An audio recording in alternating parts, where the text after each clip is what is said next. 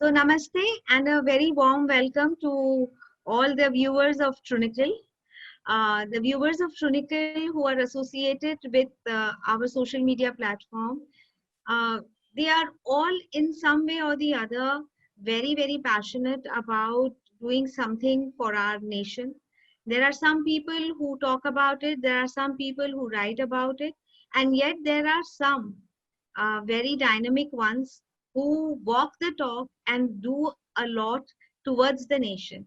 So one such person who is relentlessly worked towards his cause is Mr. Vinay Joshi. So Mr. Vinay Joshi ji, namaste and welcome to Okay. Trunicle. It is Thanks a our lot honor for to have inviting us. you here. हाँ जी, और आपसे बात बहुत सारी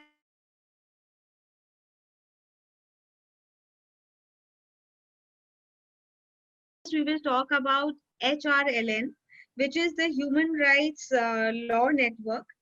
ये एक non profit legal aid and educational organisation है HRLN, और ये अभी बहुत चर्चा में रही है बिकॉज इनको फॉरेन की चर्चेस से फंडिंग मिली है टू और इस फंडिंग का इन्होंने यूज किया है to fight legal cases for people who have participated in the anti CAA जो धरना वगैरह उन लोगों ने दिया है. My question is mister Vinay Joshi कि HRLN एंटी सीएए प्रोटेस्टर्स की साइड लेता है, जबकि जो सीएए बिल है वो कहता है कि हम माइनॉरिटीज जो परसिक्यूटेड माइनॉरिटीज है जिसमें क्रिश्चियन भी इंक्लूडेड हैं उनकी रक्षा बिल्कुल. करेंगे.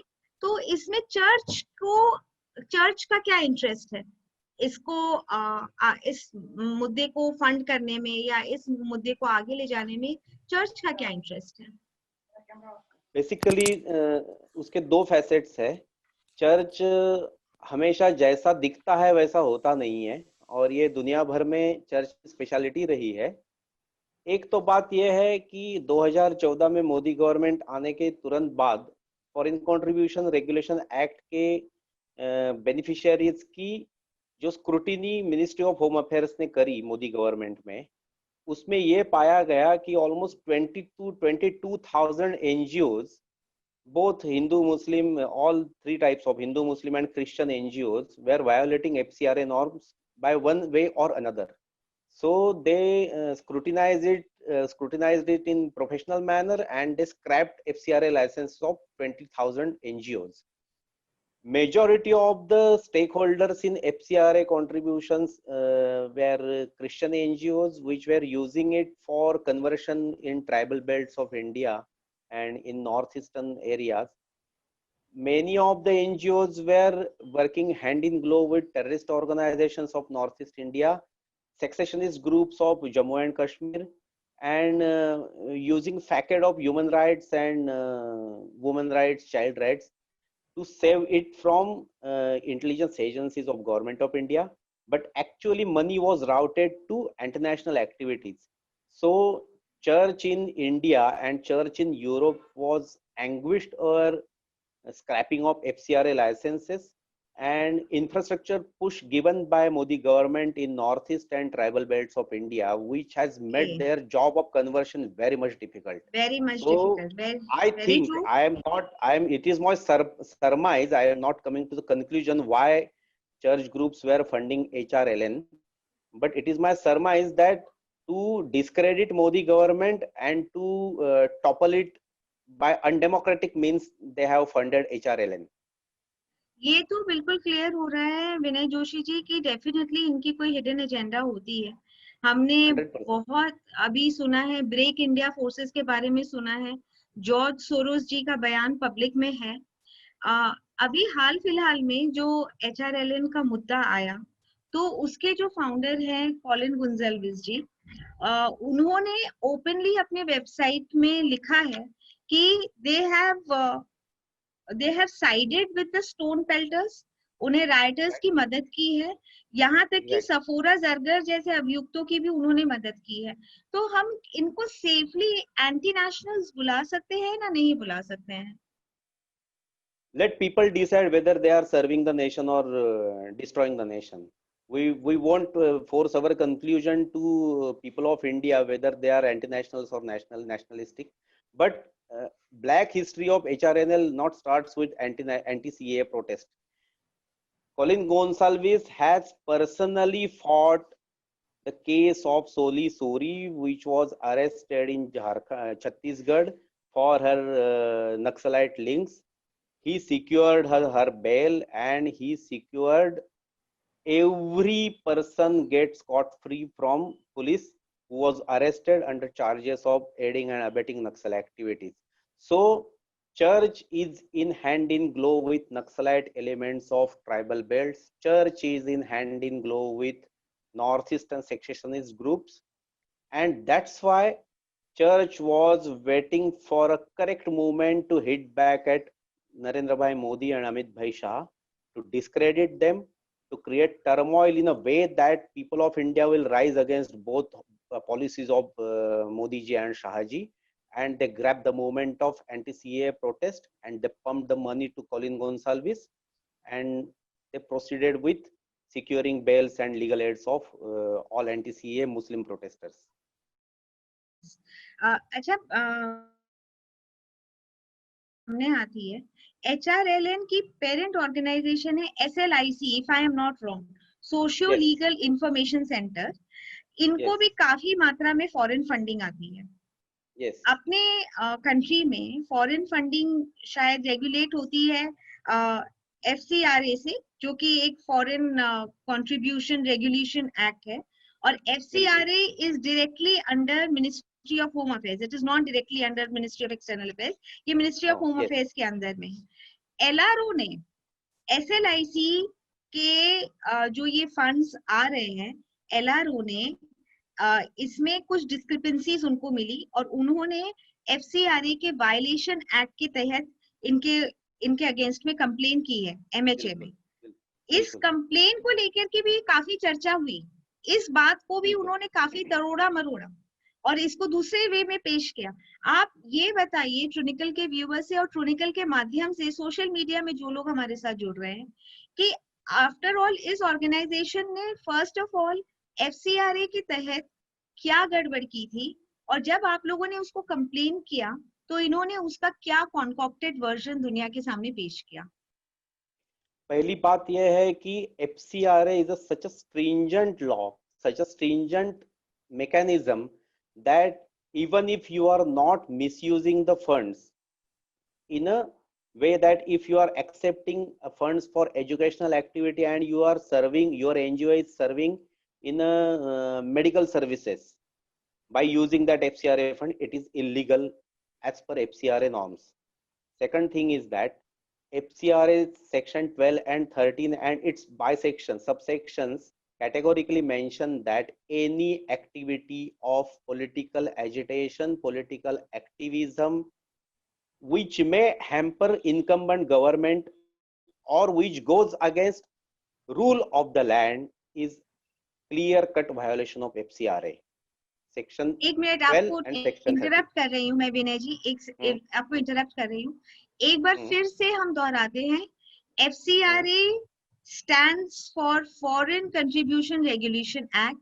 विनय जी ने अभी अभी समझाया है कि अगर आप FCRA एक बहुत स्ट्रिक्ट लॉ प्रोसीजर फॉलो करता है, अगर आप डोनेशन एजुकेशन के नाम पर ले रहे हैं लेकिन उसको एक सही काम जैसे कि मेडिकल बेनिफिट के लिए भी यूज कर रहे हैं, तो वो FCRA का उल्लंघन कहलाता है. और दूसरी बहुत बड़ी बात इन्होंने ये बताई है कि कोई भी हालत में आप डिसरप्टिव एक्टिविटीज को किसी भी वे में सपोर्ट नहीं कर सकते हैं विद फॉरेन फंडिंग. बिल्कुल नहीं कर सकते.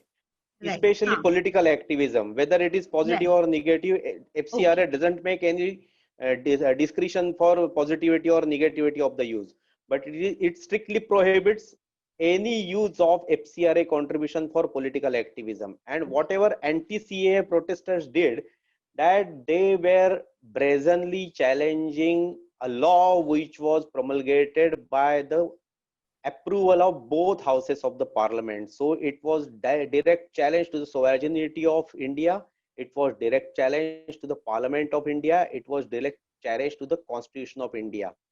Not only that, those who were being aided by human rights law networks, money and legal force, all were caught red-handed, pelting stones, damaging public property, attacking security forces, and all were using the language to topple government, to topple Modi, to trample Amit Shah, and all these negative activities they were doing. And for that matter, they were arrested by Delhi police or UP police or say other state police. In that scenario, helping them with the aid of foreign contribution is direct violation of FCRA. Whether it is FCRA or not, it is a direct challenge to the people of India and Constitution of India and Parliament of India. So by all means, इसका मतलब whatever HR parameter you use. हाँ, इसका मतलब है HRLN की direct involvement पाई गई in an anti-establishment movement, which Exactly. definitely is a offense. और इसी के खिलाफ Exactly. LRO ने कंप्लेन की थी, लेकिन Exactly. इन्होंने उसको And we twist किया. haven't come to any conclusion. Yes. No, they didn't give any twist because अच्छा. they are in such a shock that they haven't responded till the date. We have filed a complaint on 13th or 14th of this month. Not a single reaction propped up on social media or print media, digital media or electronic media. Okay, Basic very reason good. for their reason of their silence and silence of their cabal is that all are getting FCRA, and those who will counter LRO move to lodge complaint at FCRA desk of Ministry of Home Affairs will face furious retaliation from LRO. So they have assumed silence in such a way that they listen nothing in this regard. Not a single reaction in this regard. Very good. Neither they are लेकिन condemning LRO nor they are saying anything in this regard. लेकिन विनय जी, एक बार ये बात सामने आई थी कि जब इनको क्वेश्चन किया गया था कि ये एंटी नेशनलिस्ट को लीगल एड प्रोवाइड करते हैं, इनकी एक आर्ग्यूमेंट आई थी कि जब कसाब एक लॉयर ले सकता है या उसको अधिकार है, तो हम क्यों नहीं किसी को लीगल एड प्रोवाइड कर सकते हैं. लेकिन वो टेक्निकली गलत थे. आप उसके ऊपर थोड़ी, हाँ, आप उसके बारे में थोड़ी कुछ बात बताइए. वही तो, section 12 and 13 and its subsection says that any person indulged in and political activism, political protest shouldn't get any aid or help from FCRA contributions, and they are directly challenging the political system. They were directly violently challenging government of India. They were violently challenging law promulgated by Parliament of India. In that scenario, it was clear-cut, undoubted violation of section 12 and 13 of FCRA regulations. Okay. Right. अच्छा, देखिए विनय जी, ये तो establish हो गया कि इन्होंने FCRA का उल्लंघन किया. ये भी एस्टैब्लिश हो गया कि चर्च की मनी इनके पास आई है. ये भी निश्चित है कि उस पैसों से इन्होंने CAA के प्रोटेस्टर्स को एड दिया है, या तो इन्होंने उनको न्यायिक सहायता की है, या उन्होंने उनको फाइनेंशियली उनकी सहायता की है. किसी भी वे में सहायता तो की है, ये निश्चित है. और ये LRO ने, हाँ, और ये LRO ने विदाउट मिंसिंग वर्ड्स ये सारी बातों का खुलासा किया है. बिल्कुल, और ये उन्होंने किया है खुलासा, हमने सिर्फ उधर से कॉपी पेस्ट किया उनकी साइड से. उन्होंने खुद के हाथ से उनके साइट पर लिखा है, डिफेंडिंग द डिफेंडर्स नाम से आर्टिकल लिखा है, उसमें ये सब लिखा हुआ है. बिल्कुल, ये बात उन्होंने ही सामने लेकर के आए हैं, और बिल्कुल ये क्लियर हो जाता है कि ये किसका पक्ष ले रहे हैं और कितनी ये देश को तोड़ने वाली ताकतों को ये मजबूती प्रदान करते हैं. बिल्कुल. इस संदर्भ में हमारे सेडिशन लॉज क्या कहते हैं और कितना सक्षम है हमारा देश सेडिशन लॉ के अंडर में इनको ट्राई करने के लिए? How can we try them under sedition laws? Sedition law directly apply हो भी सकता है, नहीं भी हो सकता है, लेकिन UAPA जरूर अप्लाई होगा, unlawful activity prevention act, under which now Umar Khalid has been arrested by Delhi police. So sedition में सीधा आ सकता है, नहीं आ सकता है। सेडिशन में एक ही आ सकता है कि फॉरेन पार्टी से पैसा लेना, दो it is a FCRA, though it is received with total approval of government of India's home ministry. So I'm not sure whether sedition would apply, but UAPA is bound to apply to them because they accepted the money, they aided in an organized way to stone pelters, arsonists who burned down public property, or those laws which Yogi Adityanath ji invoked against rioters by Yes. confiscating, attaching their properties may get applied to HRLN. Their property may get confiscated once charges are proven. Okay okay, तो शाहीन बाग की चूंकि बात चल रही है विनय जी, एक बहुत बड़ा मुद्दा जो वहां पर में निकल के आया था and which was disturbing to all of us, I think मैं ये नहीं कहूंगी कि ये एक समुदाय विशेष की बात थी, ये पूरी मानवता की बात थी। वहां पर में इन्होंने छोटे बच्चों को एंड औरतों को एज ह्यूमन शील्ड भी यूज किया and they also use them as weapons of war. वो Exactly. हर लेवल पे अमानवीय तो था ही, खास करके हमारे देश के संदर्भ में हमने कभी भी विरोध का ये रूप नहीं देखा। हमने विरोध देखा है, हमने जुलूस देखे हैं, हमने अनशन देखे हैं, लेकिन हमने विरोध का ये रूप, ये चेहरा भारत का नहीं है जहां पर में औरतों और बच्चों को आगे किया जाता है। इस संदर्भ में NCPCR जो कि national commission for protection of child rights है, वो आगे आई थी और उन्होंने इसका विरोध किया था। उस पर भी इन्होंने आपत्ति जताई। आप NCPCR के रोल के बारे में भी थोड़ा बताइए विनय जी। अभी ऐसा है कि वुमनहुड और चाइल्डहुड को वेपनाइज करना, it's a medieval tribal barbaric mentality to use woman and child as a weapon और as a soft target to by hitting them, by insulting them, by attacking them to demoralize the enemy. It is a barbaric medieval mentality. They used it in Shaheen Bagh by protecting, projecting infants sitting, crying and shivering in the cold Delhi cold and crying in a desperate way.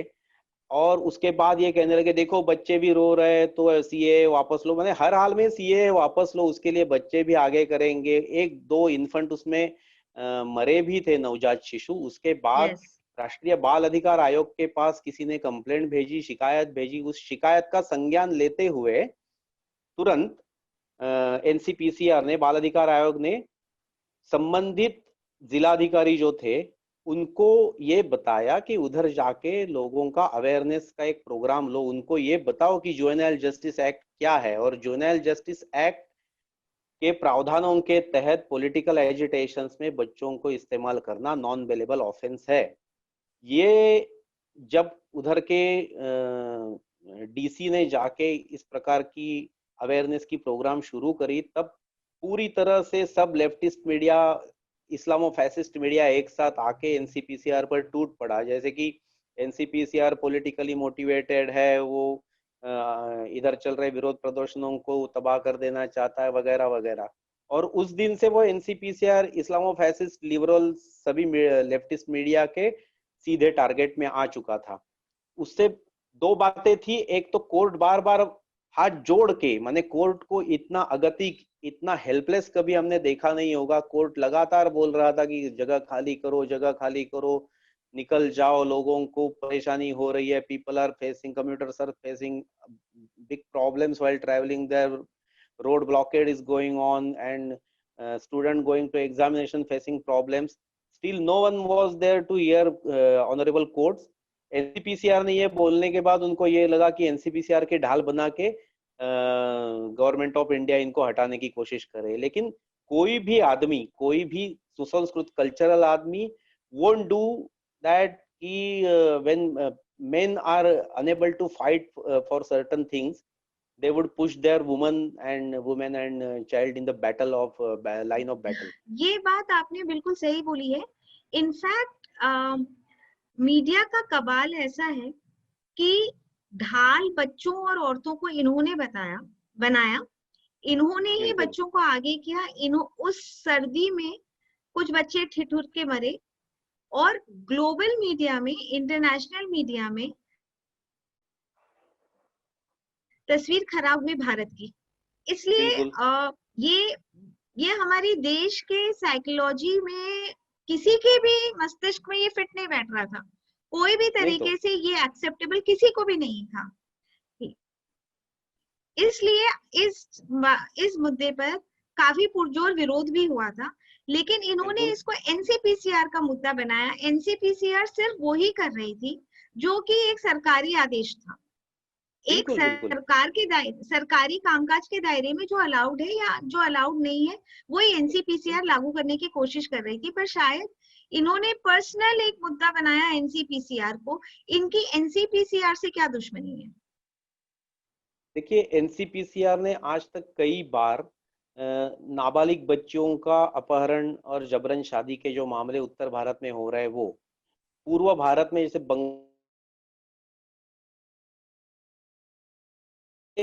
भारी मात्रा में human trafficking होती है और उसकी racket चलाते, उसमें लाखों की दाम में नवजात बालक और अल्पवयीन लड़कियां वेश्या व्यवसाय में ढकेलने के लिए बेची जाती है।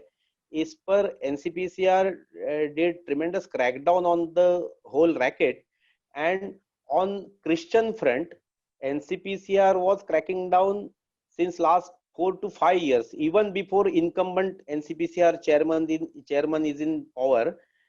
Before that also NCPCR was taking stock of orphanages and child shelter homes all across the India, which were being misused for religious conversion. There was clear-cut blatant violation of rules while adopting the children. And one may you recall whatever was exposed by Jharkhand government, Raghuvar Das government, in Yes, which missionaries of charities sisters were caught red-handed selling selling the infants in children. open Yes, market. Yes. yes. So for that matter, NCPCR was under their target since long back, but all these events in Shaheen Bagh and NCPCR ordered to create awareness about Juvenile Justice Act in Shaheen Bagh protesters was top movement to hit them back. एक और बात आई थी जो हमने अखबारों में पढ़ी थी विनय जी, कि एक सोशल मीडिया अकाउंट से कोई पर्सनल वेंडेटा को लेकर के एक इंसान ने जिनके साथ उनकी पर्सनल वेंडेटा थी, उनके सोशल मीडिया अकाउंट से उनके बच्चों की तस्वीर निकाली थी। उस बच्चे की तस्वीर को उन्होंने सोशल मीडिया पे डाला था। बच्चे के पिता ने एफआईआर फाइल की थी और एनसीपीसीआर ने उस केस को फॉलो अप किया था। एफआईआर बच्चे के पिता ने फाइल की थी क्योंकि वो अवैध था कि उन्होंने उस बच्चे के फोटो को सोशल मीडिया में यूज की थी। वहां पर भी कॉलिन गोंजाल्वेस जी ही कूदे थे केस लड़ने के लिए, और पॉक्सो के तहत वो मुजरिम था जिसको कि उन्होंने डिफेंड किया। वहां पे इन्होंने फिर लास्ट में इसको एक पर्सनल बैटल बना लिया प्रियंक कनुंगो जी से। इनकी प्रियंक कनुंगो जी को लाने वाली बात कोर्ट में भी शायद इलीगल थी। इसके बारे में थोड़ा बताइए विनय जी। ऐसा है कि एक blue tick verified Twitter account ने किसी के साथ ऑनलाइन झगड़ा होने के बाद he posted girl child photo of that man in battle on social media and made some obscene comments. After that, the father registered complaint at NCPCR. NCPCR did nothing in this regard. They just forwarded complaint to Raipur police because complainant was from Raipur. After that, when Colin Gonsalves jumped in legal battle, he filed application for bail of that accused at Delhi High Court, and surprisingly he prayed for court to make NCPCR chairman Priyank Kanungo a personal party with a claim of 50 lakh of compensation to his client. That was not issue because anyone मैं आपको 1 minute interrupt कर रही विनय जी। मैं एक बार और इसको simplify कर रही हूँ। लड़ाई थी दो लोगों के बीच में, एक बंदे ने दूसरे बंदे की बच्ची की फोटो डाली थी, बिल्कुल बिल्कुल। बच्ची के पिता ने एफआईआर फाइल की थी, एनसीपीसीआर ने सिर्फ इस मुद्दे को फॉलो अप किया। कॉलिन एग्जैक्टली, गोंजाल्विस एफआईआर भी जी नहीं की थी। र- उ- एफआईआर सिर्फ कंप्लेंट भेजी एनसीपीसीआर की, एनसीपीसीआर को, एनसीपीसीआर ने कंप्लेंट फॉरवर्ड करी, तो कांग्रेस गवर्नमेंट जो है छत्तीसगढ़ की, उधर रायपुर पुलिस ने उस पर एफआईआर करी पॉक्सो की। Right, NCPCR was just postpone in this matter, just postpone. So the POCSO victim जो थे, जिनको कि कॉलिन गोंजाल्विस जी ने डिफेंड किया, प्रियंक बिल्कुल कानूंगो जी एनसीपीसीआर के चेयरपर्सन हैं। एनसीपीसीआर को घसीटने की बजाय कॉलिन गोंजाल्विस जी ने पर्सनली प्रियंक कानूंगो जी को कोर्ट में घसीटा, जो कि इलीगल तो है ही, पर उन कोर्ट ने प्रियंक जी के ऊपर फाइन लगाया और उनको 50 लाख रुपए का फाइन देना पड़ा था हाँ, उस मैं समय। एक्सेप्ट करी फाइन, अभी तक डिसीजन नहीं हुआ है, वर्डिक्ट नहीं हुआ है, okay, but they accepted the plea. It may gate thrashed after next hearing, but they prima facie accepted the plea. Instead of okay, doing that, court had to do that. Court had to immediately reject the application for making NCPCR chairman's personal party, and they should have rejected the claims immediately after getting it filed to pay compensation of 50 lakhs. But court accepted the plea. Court gave silent hearing to NCPCR lawyer that the chairperson can't be made personal party in the matter. But when order was passed, it proved that NCPCR chairman is made personal party in the case. That was surprisingly, and that was very much shocking thing.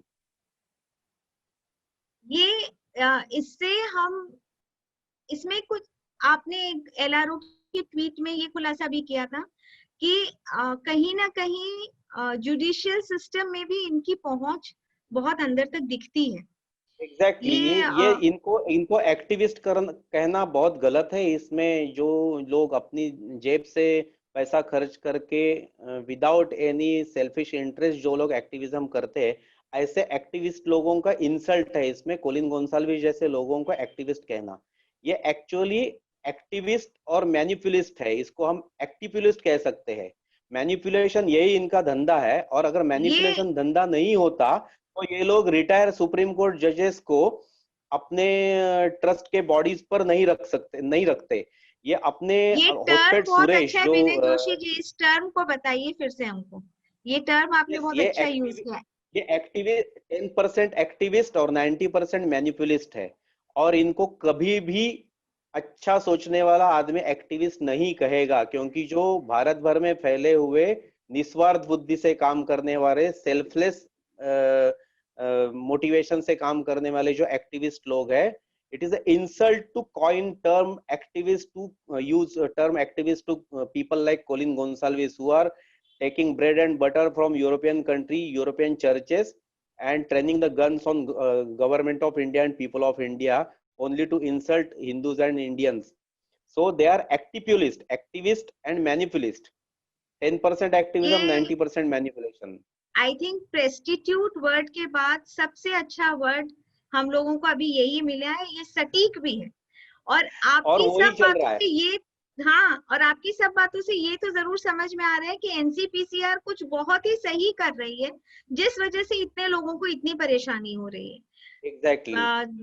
विनय और जी आपसे, एचआरएलएन के chairman, एसएलआईसी के chairman जो थे होस्पेट सुरेश, हाँ, किसी गुजरे हुए व्यक्ति के बारे में गलत बात कहना अपनी संस्कृति अनुमति नहीं देती।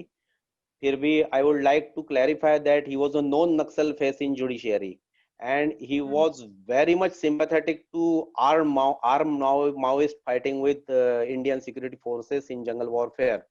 So I'm extremely sorry to make comment on a person who is no more living in this world.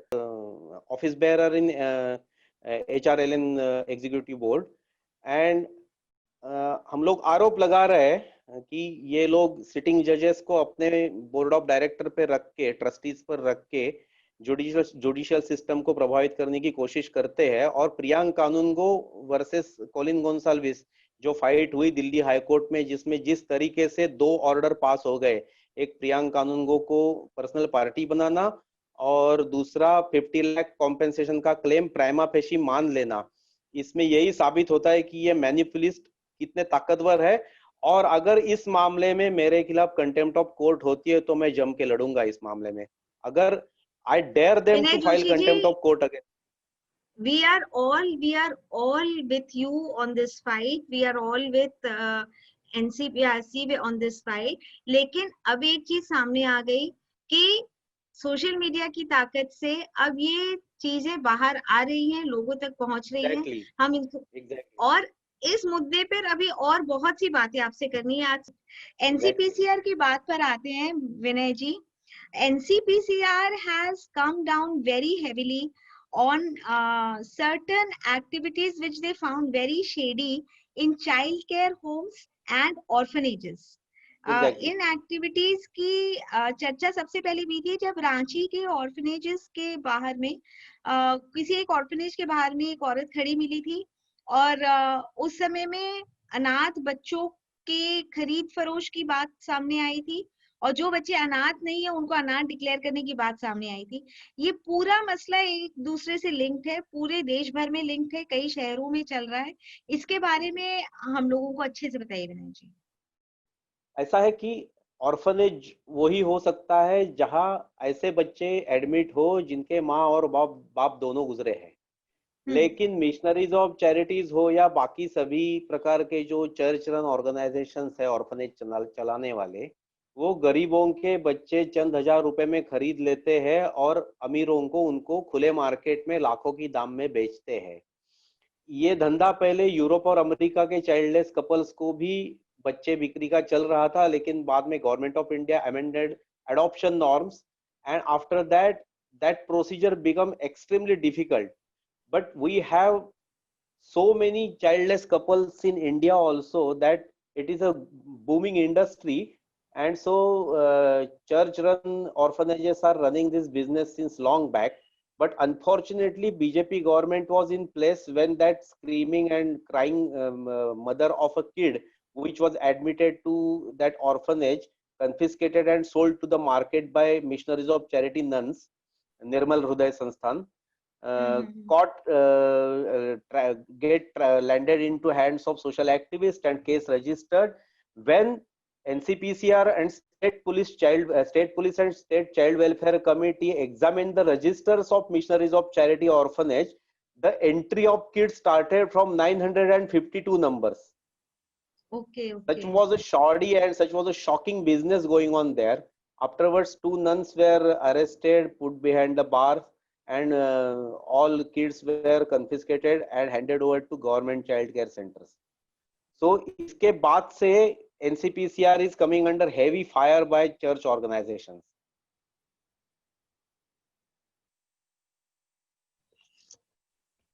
Hello.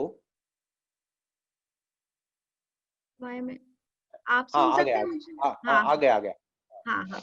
इनका पूरा जो एक मोडस ऑपरेंडी होता है विनय जी, ये जो बच्चे ऑर्फन्स नहीं है उनको भी ऑर्फन बनाते हैं और ये ऑर्फन्स क्रिएट करते हैं।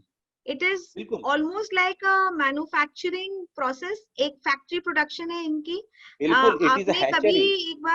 आपने कभी एक बार मुझे मेंशन भी किया था कि जैसे पोल्ट्री होता है वैसे एक पोल्ट्री फार्मिंग ऑफ चिल्ड्रन चल रही है। ये पूरा एक बहुत बड़ा रैकेट है। ये पूरा रैकेट क्या है ये बताइए। ऐसा है कि जहां देहातों में in rural India where there is no chance of any high profile quality entertainment, church group used to arrange cultural festivals, cultural nights before Christmas days in December. And during that particular period when juveniles or say adolescent girls and boys get intermingled, obviously they go by natural way, and उसके बाद जो कुछ होता है, अगर कोई conceive हो जाती है लड़की 14, 15, 16 साल की, तो ये मिशनरीज ऑफ चैरिटीज की नने उनको कांटेक्ट कर लेती थी कि अभी तुम कैसे पालोगी इस बच्चे को, तुम तो अल्पवयीन हो, ये तो इलीगल है, तो let us take care of you. And वो उनको लेके अपने ऑर्फनेज में चली जाती थी, उसको अच्छी मेडिकल केयर दे के, उनके माँ बाप को समझा के कि अभी ये 14-15 साल की है, इसका कुछ हो नहीं सकता बाद में, इसको तो पूरा जिंदगी पड़ा हुआ है, एजुकेशन भी नहीं हुआ है, तो हम इसको ढंग से इधर रखेंगे, उसको अच्छी फैसिलिटी देंगे. As soon as she delivers a kid, they used to keep that underage mother with their orphan center, child care center. और 3-4 महीने के बाद जैसे ही इन्फेंट की डिपेंडेंसी कम हो जाती है मदर पर, वैसे ही उसको हम्म। हाथ में 2-4 हजार 5 हजार थमा के उसको बोल देते थे कि तुम्हारी एजुकेशन की अच्छी व्यवस्था करेंगे, तुम इस बच्चे के भविष्य के बारे में चिंता मत करना, अच्छी तरह से उसको बड़ा करेंगे. और एक बार वो लड़की चली गई तो ये बच्चा इनका इनका खुद का हो गया. फिर इनको वो खुले मार्केट में कपल्स को हंटिंग करा के, चाइल्डलेस कपल को हंटिंग करा के उनको बेच देते थे. और ये सब धंधे को स्ट्रिक्ट रेगुलेशन में लाने की वजह से झारखंड में बीजेपी गवर्नमेंट भी हेवी टारगेट हो गई थी उनकी, और एनसीपीसीआर भी टारगेट हो गई थी. ये विनय जी, न्यूज बहुत डिस्टर्बिंग है, लेकिन भयंकर. बहुत ज्यादा, लेकिन ये जो पूरा रैकेट है, it is almost flourishing like an industry. इस इंडस्ट्री के तहत ये बच्चों को सिर्फ मार्केट प्लेस में सेल करने के लिए यूज करते हैं, या आपको लगता है कि अभी जो ये एंटी सीएए प्रोटेस्ट्स हुए उसमें भी ये कुछ बच्चों को सामने लेकर के आए थे, उनकी भी किसी एजेंसी ने जांच की थी, जब पता चला था कि वो भी ऑर्फनेज के आए हुए कुछ बच्चे थे वहां पर में, जो रातों रात गायब हो गए.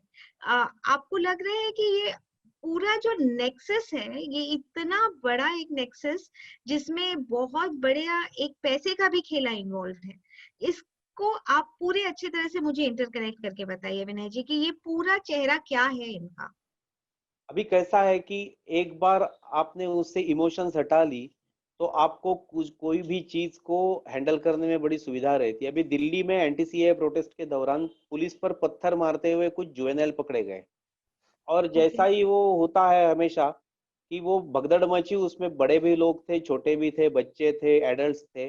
बिल्कुल. उसमें से कुछ मैन्युफैक्चर्ड वीडियो क्लिप्स बना के दिल्ली पुलिस के हाँ. 2-3 डीसीपीज को घेरने की कोशिश की हर्ष मंडर ने. हर्ष मंडर हम्म. भी जैसा मैंने पहले बताया, कोलिन गोंसाल्विस जैसा ही वो मैनिपुलिस्ट है, हम्म. एकदम एक्टिपुलिस्ट आदमी है. तो इन एक्टिपुलिस्ट हम्म. की गैंग ने ऐसे बच्चे पकड़े, उनसे वीडियो रिकॉर्ड करवाए, फिर दिल्ली गवर्नमेंट उनके साथ थी, स्टेट गवर्नमेंट उनकी चैनल के स्टेटमेंट बनवाए कि पुलिस ने हमको बुरी तरह से पीटा, ये किया वो किया. उसके बाद अदालत में चले गए, उसमें भी उन्होंने घसीटने की कोशिश की. अभी सब जुडाइस मैटर है, उसमें कई डीसीपीज, उसमें कई इंस्पेक्टर, कई पुलिस कांस्टेबल उसमें आरोपी बनाए गए हैं. तो ये सब बच्चे जब उनकी असल लोकेशन दिल्ली पुलिस ने चेक करनी शुरू की तो वो कहीं उत्तर प्रदेश दिल्ली बॉर्डर से लाए गए थे, उनको वो एरिया भी मालूम नहीं था. इसलिए जब भगदड़ मची और लाठीचार्ज हो गई पुलिस की, तब वो पुलिस के हाथ में लग गए, क्योंकि उनको मालूम नहीं था कहाँ जाना है. जो लोकल थे वो भाग गए.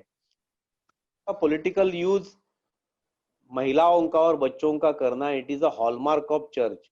दे go up to any extent. They use to put up posters of kids in school uniform to beg money from world donors. If you Yes. surf Facebook for hour or two, you would come across such advertises in which there is a begging slogans below the photos of kids in school uniform. And I think government take a law in their hand or formulate a new law to stop the misuse of such school kids for being money from across the world. एक बात और भी थी विनय जी, इन orphanages और child care institutions के ऊपर में जब एनसीपीसीआर ने कार्रवाई की थी तो ये भी पता चला था कि इनको जबरन बाइबल पढ़ाए जाते हैं, और this is against the law to force children to follow one particular religion. जिस रिलीजन का जो बच्चा है उसको वो रिलीजन फॉलो करने की आजादी होनी चाहिए. इसको लेकर के भी शायद इनको काफी परेशानी है एनसीपीसीआर से और प्रियंक जी से. इसके बारे में थोड़ा बिल्कुल है, क्योंकि जब जब एनसीपीसीआर ने अलग अलग टीमें बना के पूरे भारत के अलग अलग शेल्टर होम और चाइल्ड केयर होम और ऑर्फनेजेस का औचक निरीक्षण किया, when they visited these orphanages, there were 50% of it which were not belonging to Christian, but they were forced to read Bible and follow Christian rituals. So NCPCR issued stern directives to state government not to hallmark any orphanage as a property of particular religion, and orphanage should be orphanage. There must be a religion, there must be a facility which will allow the kid living within the orphanage follow its particular religion. उससे भी काफी groups, और इसलिए वो इनको Colin Gonsalves जैसे activist उनको target बनाना चाहते हैं। अभिनय जी, आपको क्या लगता है ये जो ब्रेन वॉशिंग करते हैं, ये जो रिलीजियस कन्वर्जन करते हैं, इनका मकसद क्या सिर्फ रिलीजन को बढ़ावा देना होता है कि इसमें मुझे लगता है कि काफी बार ये खबरें उड़ती उड़ती सी आती है और फिर कहीं ना कहीं दबा दी जाती है कि ये कन्वर्जन तो करते ही करते हैं, इनको अपनी रिलीजियस प्रोपगेशन तो करनी ही करनी होती है, पर कहीं ना कहीं इससे इनका फाइनेंशियल बेनिफिट जुड़ा होता है। उस वो फाइनेंशियल बेनिफिट और वो नेक्सस क्या है इनका? How do they function? Financial benefit is a different thing, but political subjugation and political motives behind conversions are very much massive, and these are formidable. जो क्रिस्टोफर हिचेंस की डॉक्यूमेंट्री थी हेल्स angel करके, mother Teresa पर 3 part की documentary थी, उसमें Christopher हिचेंस ने बार बार यही कहा है कि mother Teresa comes to Europe, she used to deliver sermon on small families, contraception, and means to get legally aborted. As soon as Mother Teresa returns back to third world country, she used to propagate the principle that kids are a gift of God and there must not be any contraception, neither voluntary nor forced contraception. जैसा वो Kenyon leader ने कहा था Jomo Kenyatta ने कि when missionaries reach Kenya, we had land in our hand and they had Bible in their hand, and they missionaries told us to shut our eyes for God. When we open our eyes, we had a Bible in our hand and they had our land in their hand. Exactly. So battle for resources, political subjugation by altering religious demographics of that particular area, ये ही इनका hallmark है। पूरे देश, पूरे दुनिया में इन्होंने यही किया है। And another thing is that whatever Voice of India and other nationalist publications has repeatedly published, that Europe is increasingly becoming atheist. They are ceding their Christian rituals and Christianity. They are abandoning Christian faith in a larger number with each passing day. So to compensate religious demographics and to maintain their demographic age, religious demographic age, they are making inroads in Asia, especially India and Southeast Asia. So this is a political design and we have to deal with it politically. It has nothing to do with gospel or theology or any God or sermon on God or its worldly principles. It has nothing to do with spirituality. Absolutely. Spiritual या धार्मिक तो ये हो ही नहीं सकता है, क्योंकि इनके तौर तरीके ही इतने शेडी हैं कि कोई भी स्पिरिचुअल पाथ, वो कोई भी धर्म का क्यों ना हो, वो इतने शेडी पाथ्स को कभी भी बढ़ावा देगा ही नहीं। ये तो हुई बहुत ज्यादा हताशजनक बातें, लेकिन कहीं ना कहीं एक रे ऑफ होप है।